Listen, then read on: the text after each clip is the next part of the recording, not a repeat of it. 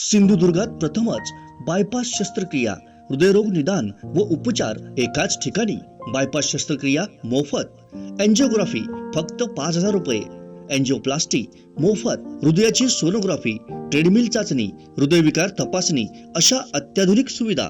महात्मा फुले योजनेअंतर्गत बायपास व एंजिओप्लास्टी अगदी मोफत. कॅशलेस सेवा उपलब्ध.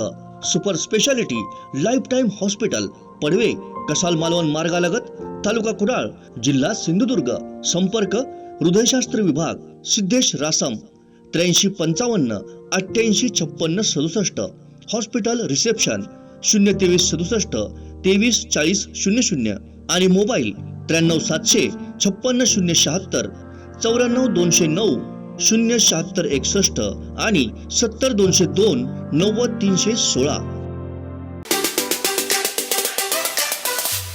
प्रशासनानं, शासनानं आपल्या परीनं आपल्याला सुखसोयी देण्याचा निर्णय घेतला, त्याचा प्रयत्न देखील केला आणि त्याच्यातनं काही अपुरं जर राहिलं असेल तर मी आपल्या सगळ्यांची मनापासून दिलगिरी व्यक्त करतो आणि तुमच्या सहनशीलतेला देखील दाद देतो. आज महाराष्ट्र शासनामार्फत शासन आपल्या दारी हा कार्यक्रम सिंधुदुर्गामध्ये पहिल्यांदा होतोय. आपल्या सगळ्यांना माहिती आहे की 10 महिन्यापूर्वी या राज्यामध्ये सत्तांतर झालं.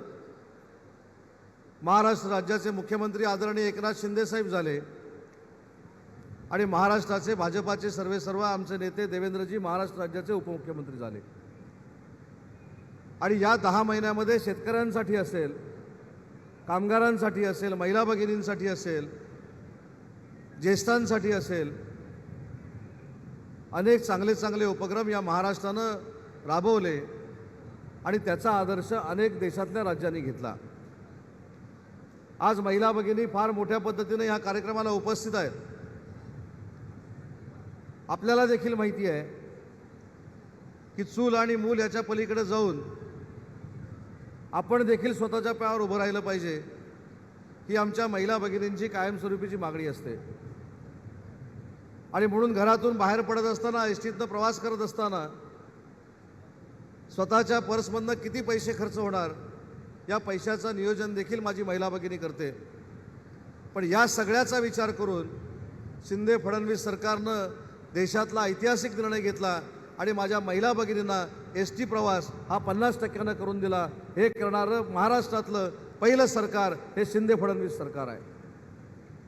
आज 75 वर्ष पूर्ण झालेले अनेक वयस्क आमचे बांधव या ठिकाणी असतील.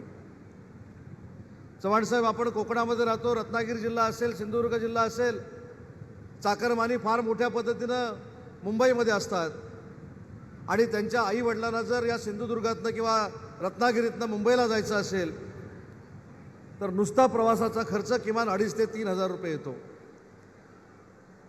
आणि म्हणून आपल्या मुलाला मुलीला बघण्याची इच्छा आहे, परंतु 75 वर्ष पूर्ण असल्यामुळं आणि आर्थिक परिस्थिती बेताची असल्यामुळं आमचे वरिष्ठ हे मुंबईला जाऊ शकत नव्हते, पुण्याला जाऊ शकत नव्हते. आणि म्हणून याच सरकारनं दुसरा एक ऐतिहासिक निर्णय घेतला, तो म्हणजे 75 वर्ष पूर्ण झालेल्या सगळ्या ज्येष्ठ नागरिकांना एसटी प्रवास मोफत केला आणि त्याचा परिणाम आज आमच्यातलं जे अंतर होतं कुटुंबामधलं हे दूर करण्यासाठी आम्ही सगळे पुढे आलो.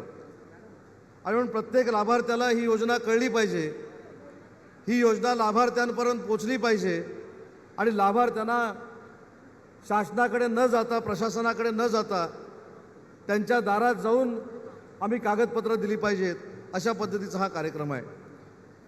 मला आपल्या सगळ्यांच्या वतीनं रवींद्र चव्हाण साहेबांना धन्यवाद दिले पाहिजेत की आज जवळजवळ 67 कोटी रुपयाचं वाटप आज या मंडपामध्ये होणार आहे. किमान 12 ते 15 हजार लाभार्थ्यांना महाराष्ट्र शासन लाभ देणार आहे. आणि नुसता लाभ देणार नाही तर उजव्या बाजूला जी आपण मशिनरी ठेवलेली आहेत, ज्या गाड्या ठेवलेल्या आहेत, त्याचा लोकार्पण सोहळा देखील मुख्यमंत्री महोदय आणि राणे साहेबांच्या उपस्थितीमध्ये होणार आहे. मला आपल्या सगळ्यांना एक विनंती करायची आहे. मी सकाळी ज्यावेळी वेंगुर्ल्यावरनं कुडाळला आलो आणि अनेक एसट्यांमधनं माझ्या भगिनी मला भेटल्या, तरुण सहकारी मला भेटले. त्यांच्या चेहऱ्यावरचा जो उत्साह होता की सर्वप्रथम पहिल्यांदा महाराष्ट्र शासनानं या सगळ्या 13,000, 14,000, 15,000 जे कोण लाभार्थी असतील त्यांना एकत्र बोलून दाखले देण्याचा किंवा लाभ देण्याचा प्रयत्न केला. मला मागच्या 2.5 वर्षावर काहीच बोलायचं नाही, कारण त्या सरकारमध्ये मी देखील काम करत होतो. परंतु त्या सरकारमध्ये शासन आपल्या दारी सोडाच, परंतु शासनाचे उपक्रम देखील लोकांपर्यंत पोचत नव्हते. कारण आम्ही फक्त फेसबुक लाईव्हवर होतो, ऑनलाईन आमचं सगळ्यांचं कामकाज सुरू होतं. सुदैवानं मी त्यावेळी 2.5 वर्ष या जिल्ह्याचा पालकमंत्री होतो. माझ्या परीनं या जनतेसाठी जे जे काही करता आलं ते करण्याचा प्रामाणिकपणाचा प्रयत्न त्यावेळी पालकमंत्री या नात्याने मी केला.